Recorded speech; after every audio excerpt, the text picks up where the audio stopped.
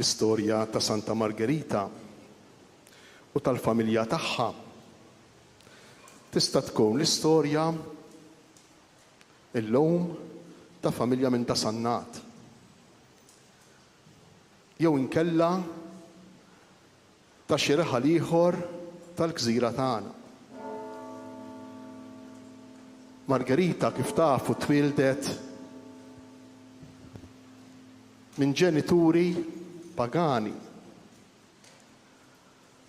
Missiera kien saħansitra saċerdot tal-allat pagani. Fuq omma ma nafux jew nafu ftejt. Imma żgur li dawn it-tnejn għalkemm kienu pagani f'din it-tifla li twildet ilhom raw jew ippruvaw jaraw l-għoża, valur importanti, persuna li fil-futur kellha tkun persuna sabiħa, persuna kbira, tant li semmewha Margherita, li tfisser perla, tfisser ġawra prezzjuża. U din hija l-istorja ta' kull familja, l-istorja ta' kull koppja li tiżżewweġ, tintrabat flimkien. U bħal kull koppja, familja oħra, ikun hemm ix-xewqa li jitwildu l-ulied. U żgur li għall-ulied kemm il-missier u kemm l-om ikollhom ħolm, ikollhom pjanijiet, ħsibijiet sbieħ, tant li ipoġġula isem lit-tarbija, illi possibilment dan l-isem ikun jikkonkludi fih, ikun jinkludi fih il-futur ta' din il-persuna ġdida. Allura immaġinaw xewqat sbieħ, immaġinaw xi pjanijiet sbieħ kellha din il-familja għal Margherita, tant li semmieta b'dan l-isem hekk importanti, hekk għażejs, hekk sabiħ, perla, ġawra prezzjuża. Imma kienu pagani u forsi titla' l-mistoqsija u ngħidu aħna wkoll imma daw kienu pagani, aħna maħniex pagani, aħna nemmnu. Imma jien nagħmel mistoqsija oħra.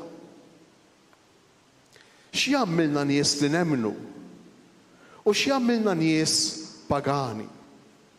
Nistgħu nkunu nies li minn għalina nemmnu imma fl-istess waqt ngħixu ta' pagani. Nistgħu nkunu nies illi minn għalina Alla hu fiċ-ċentru u l-iktar ħaġa importanti għal ħajjitna u l-iktar ħaġa importanti għal familja tagħna. Kollox idur miegħu mill-bidunet tal-ħajja sal-aħħar nett, sal-aħħar nibs tal-ħajja. Imma possibbli Alla verament hu fiċ-ċentru tal-ħajja tagħna. Possibilment Alla għadu il-fidi tagħna għada dik illi tirregola, li turina, li tiddettalna, li tatina dawl fuq l-għażliet ta' ħajjitna, jew inkella jista' jkun forsi rridu jew forsi ma rridux ngħidu konvinti li aħna nsara, imma mbagħad min-naħa l-oħra l-għażliet tagħna ħafna drabi huma iktar għażliet pagani huma aktar għażliet bħal ta' Edeżimu missier Margherita u l-mara tiegħu aktar milli bħal għażliet li għamlet dik il-mara illi ħaditha fil-kura tagħha, dik il-mara li rabbieta li kabbrita bħala Kristjana.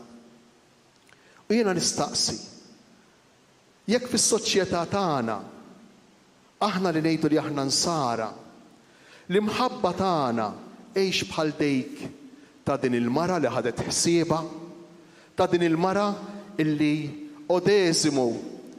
Edeżimu missiera missier Margherita fdala fidejja it-tifla tiegħu, jew inkella jekk il-fidi tagħna tixbaħ x'iktar lil ta' Edeżimu stess.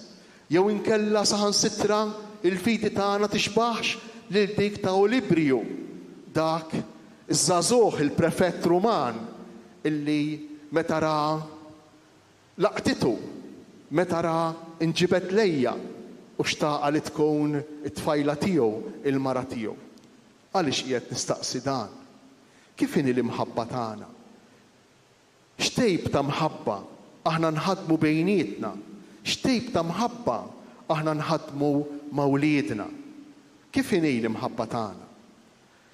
Ejja ħammorru fuq l-istorja ta' Santa Margherita. Ħalli narfu kif kienet l-imħabba ta' missiera Edeżimu. Dak illi meta kienet żgħira flimkien ma' martu semmija Margherita, semmija perla, semmija xi ħaġa sabiħa li se toħodlu ħajtu kollha kebej, semmija xi ħaġa tant importanti li se tkun fiċ-ċentru tal-istorja tiegħu, tal-ħajja tiegħu. X'għamel hekk kif mietet il-mara tiegħu? Qabad u ħeles minnha, qabad u ta', qabad u bata l-barra mid-dar u ta' lill-persuna li lanqas kien jaf minnej, lanqas kien jaf sewwa li nisranija. Bata għand din il-persuna biex tieħu ħsieb lil din it-tifla. Tgħiduli aħna maħniex se naslu biex nagħmlu bħal Edeżimu. Ejja nħarsu ftit lejn l-imħabba illi ftaħar li kien jgħid li għandu Olibriju, il-prefett Ruman ta' Antiokkja. Imħabba kbira lejn din Margherita. Imħabba kbira lejn din it-tfajla li laqtitu. Imma tant kienet marida din l-imħabba. Tant kienet imperfetta, tant kienet mawġa din l-imħabba. Li ma kienitx imħabba lejn il-persuna ta' Margherita, imma sempliċement imħabba lejn is-sodisfazzjonijiet, imħabba lejn dak li Margherita kienet anqal fih, lejn dak li Margherita saret tfisser għalih. Fl-aħħar mill-aħħar kienet imħabba egoistika, imħabba li ma ħallitx lil Margherita libera, li teżerċita l-ħajja tagħha, li tħaddem il-fidi tagħha kif xtaqet u kif ridet hi. Imma saret imħabba possessiva, imħabba li l-Margherita għamlita oġġett tant illi jew kellha tkun kif ridu, jew inkella Margherita kellha tinqeret minn fuq wiċċ l-art tant illi rrappurta. Mhix imħabba marida kemm ta' Edeżimu missiera kif ukoll ta' Olibriju l-arus tagħha. Imma din l-imħabba marida hija xi ħaġa tal-istorja jew inkella xi ħaġa tagħna wkoll. L-imħabba marida hi xi ħaġa li fil-familji tagħna ma teżistejx jew inkella hi preżenti. Kemm fir-relazzjoni bejn il-ġenituri u l-ulied, Edeżimu u bintu Margherita, kif ukoll fir-relazzjoni saħansitra ta' bejn il-ġenituri jew ta' bejn l-arajjes Olibriju u Margherita. Ejja nirriflettu ftit fuq kif qegħdin inġibu ruħna maż-żgħar tagħna, mat-tfal tagħna. Jekk Alla verament hux fiċ-ċentru tal-familja tagħna. Għax jekk Alla hu fiċ-ċentru tal-familja tagħna, l-imħabba tagħna ma tistax tibqa' marida. L-imħabba tagħna tiġi ċċelinġjata mill-imħabba tal-Vanġelu. L-imħabba tagħna tiġi sfidata mill-imħabba ta' Ġesu li jmut biex jagħti l-ħajja lill-oħrajn, biex jagħti l-ħajja lilna. Irriflettu ftit. Tgħiduli s-soċjetà ġabitna hekk. Tgħiduli n-nuqqas jew inkella l-bżonn tal-flows ġabuna hekk. Sa ftit snin ilu, sa 30-40 sena ilu, il-ħajja tal-ġenituri, il-ħajja tal-kbar kienet iddur mal-ħajja taż-żgħar. Kienu iż-żgħar li jiddettaw ir-ritmi tal-ġurnata tal-ħajja tal-adulti. Il-ġenituri kienu kollha kemm huma orjentati, iddedikati, mogħtija għall-ulied. Bħalma l-ġenituri tagħhom, bħalma l-ġenituri tagħna, bħalma n-nanniet kienu kollha kemm huma iddedikati għalina, kollha kemm huma mogħtija għalina. Ma jfissirx dan li ma nkomplux il-karriera tagħna, ma jfissirx dan li ma nkomplux l-istudji tagħna anki jekk aħna adulti, ma jfissirx dan li ma noħorġux għax-xogħol biex inlaħqu mal-ħtiġijiet tal-familja. Imma jew nirriflettu ftejt. Ma jidrilkom x'intom lil dawn iż-żgħar tagħna aħna traskurajnihom iżejjed, aħna qegħdin nittraskurawhom iżejjed. Ma jidrilkom x'intom li s-soċjetà tagħna qiegħda ssir dejjem iktar pagana, tant li t-tfal tagħna imorru d-dutrina u ħadd minnhom jew ftejt huma dawk li jafu jroddu s-salejb, li jafu jgħidu talba waħda sliema u qaddisa. U sissa baqalna nanniet iffurmati fil-fidi, nanniet li magħhom iqattaw ħafna ħin dawn it-tfal, nanniet li jgħaddulhom il-valuri. Immaġinaw minn hawn ftit ieħor se jiġri, meta n-nanniet ta' għada se nkunu aħna u ta' warajna. X'valuri, x'imħabba vera, x'imħabba sinċira, x'imħabba ta' għotja se ngħaddulhom lil dawn uliedna. Tgħiduli x'se nagħmlu? Nistgħu nagħmlu ħafna. Nistgħu nagħmlu ħafna, noqogħdu attenti għall-estremi. Qabel konna estrem, il-mara u r-raġel, mod speċjali l-om, mogħtija kollha kemm hija għall-ulied, mitlufa, ma tibqax tidher tejb fil-ħajja tal-ulied tagħha, tal-familja tagħha. Illum morna l-estrem ieħor. It-tfal tagħna m'għandhomx ftit ħin, lanqas tgħid. Ippruvaw ikkalkulaw, mhux intom forsi dawk li huma eżgħar minnkom u li mhumiex hawn. Nippruvaw nikkalkulaw ftejt u naraw il-ħin li qegħdin ngħaddu ma' wliedna ma' tfal tagħna. Ftit filgħodu biex naqilgħuhom għall-iskola u ftit flaxija qabel ma jorqdu. Il-ħin li ġenitur qiegħed jgħaddi ma' wliedu. Biżżejjed dak il-ħin biex jagħti forma mhux spiritwali, mhux ta' fidi, insewh lil Alla, insewh lil Ġesu Kristu. Biex jagħti forma umana, biex jagħti ftit serenità. Aħna nafu li s-serenità umana tal-bniedem tiddependi miċ-ċertezza li hu importanti għal xi ħadd, miċ-ċertezza li hu maħbub. Issa jekk dejn diġà meta huma żgħar daqqa qegħdin mal-om ftejt, daqqa qegħdin mal-missier ftejt, imbagħad man-nanna, imbagħad għall-privat, imbagħad għall-futbol, imbagħad għal hemmhekk, imbagħad l-iskola, imbagħad in-naħa l-oħra. Jien ta' kulħadd, imma mina verament importanti għal ħadd, kważi ballun, skużawni qed nisaġera, però importanti biex niftehmu.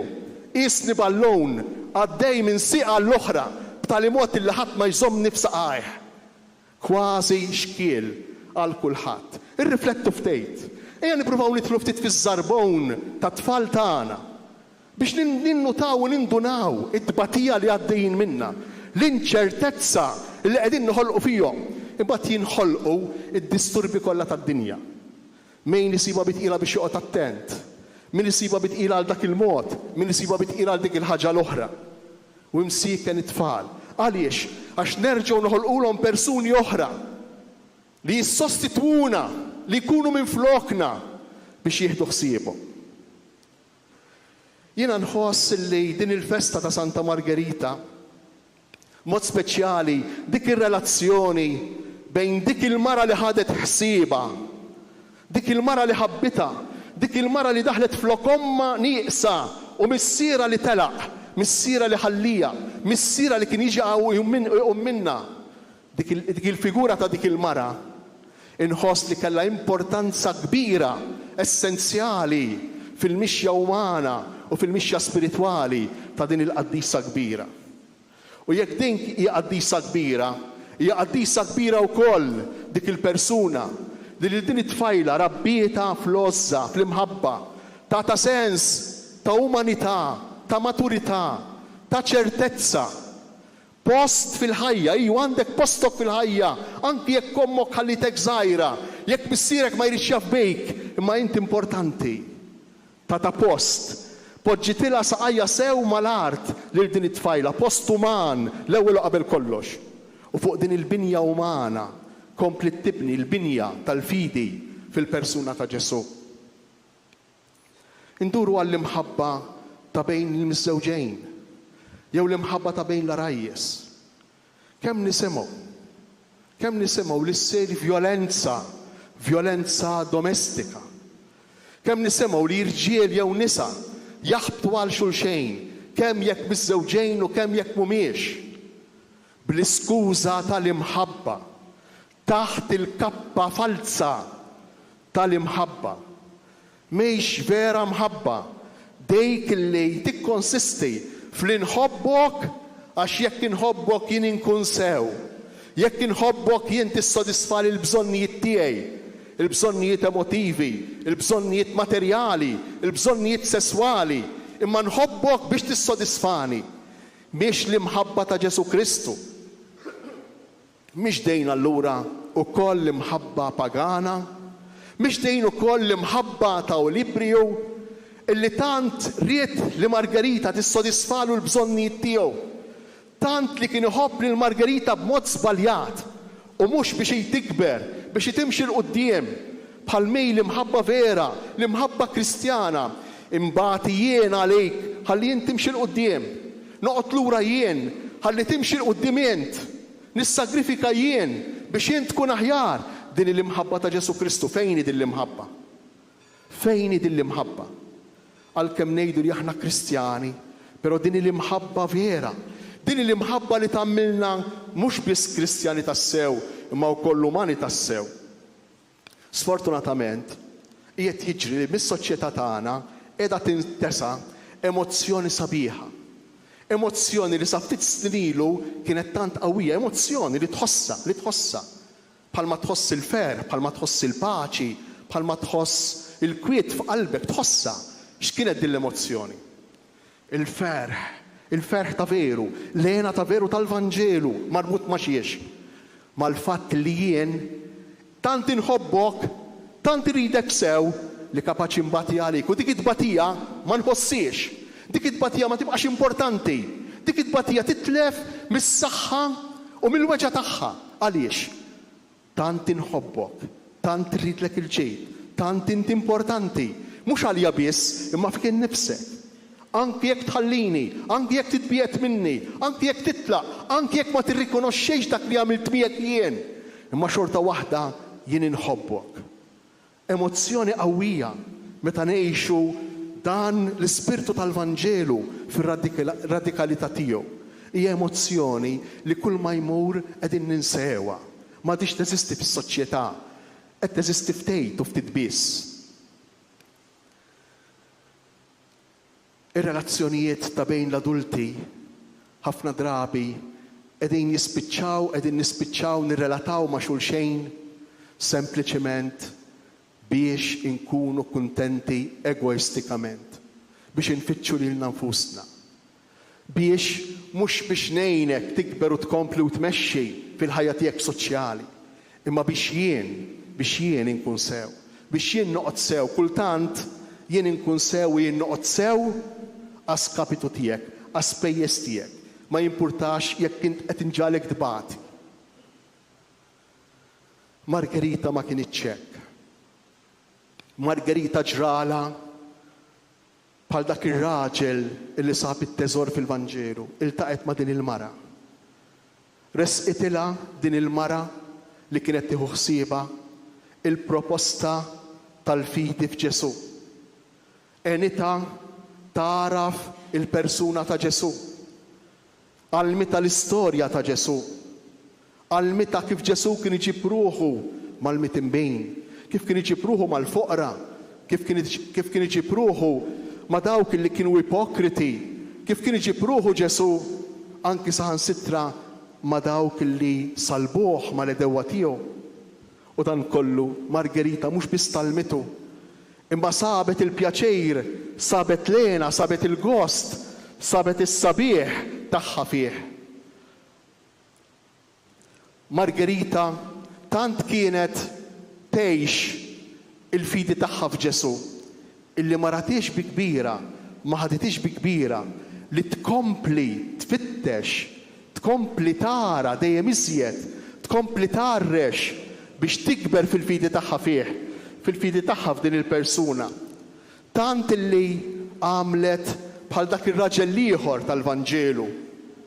Mhux biss iltaqa' mat-teżor, imma beda jfittexu it-teżor, beda jfittexu il-ħaġra l-iktar prezzjuża, beda jfittexu il-Margherita. Margherita għexet ukoll it-tielet parabola tal-Vanġelu tal-lum. Kienet kapaċi tgħix f'dinja mħalta, ix-xibka mimlija bħut tajjeb u mimlija wkoll biħmieġ, mimlija wkoll bħut ħażejn. Id-dinja tagħna ma tteħdietx Margherita mill-ħażen, la ta' missiera, la ta' niesa, la ta' Olibriju, dak li rieda għalih l-arus tagħha. Ma tteħdietx minn dan kollu Margherita. Anzi, għaliex? Għax verament Ġesu kien il-ġawra, kien il-Margherita tagħha, kien il-perla tagħha. U verament Margherita għexet ukoll ir-raba' parabola tal-Vanġelu li smajna. Ħarġet fl-istorja tagħha bħal kull kittieb għaqli u tikteb l-istorja tagħha kemm l-antik u kemm il-ġdejд. Xi fisser dan? L-istess esperjenza tagħha, l-istess nuqqas tal-ġenituri tagħha li żgur kienu ferita fil-qalb ta' Margherita. Bħalma jkunu ferita fil-qalb ta' ħafna wlied, fil-qalb ta' ħafna żgħażagħ illum, in-nuqqas tal-preżenza tal-figuri l-iktar importanti fil-ħajja, in-nuqqas tal-preżenza tal-ġenituri fis-soċjetà li qed ngħixu fija. Margherita tant għamlet, tant ikkustodiet, tant għamlet teżor minn din l-istorja tagħha, minn dak li ġrala, tant kibret fl-imħabba kemm umanament kif ukoll spiritwalment fil-fidi li kienet kapaċi tagħmel dak li Olibriju ma kienx kapaċi jagħmel. Margherita tmut tagħti lilha nfisha għall-arus tagħha, għall-maħbub tagħha. Din l-imħabba umana u l-imħabba spiritwali, l-imħabba kristjana vera. Meta jien inkun kapaċi tassew nagħti ftit mill-ħin tiegħi, nagħti ftit mill-enerġija tiegħi, nagħti ftit mill-kapaċitajiet tiegħi biex ngħin lill-oħrajn.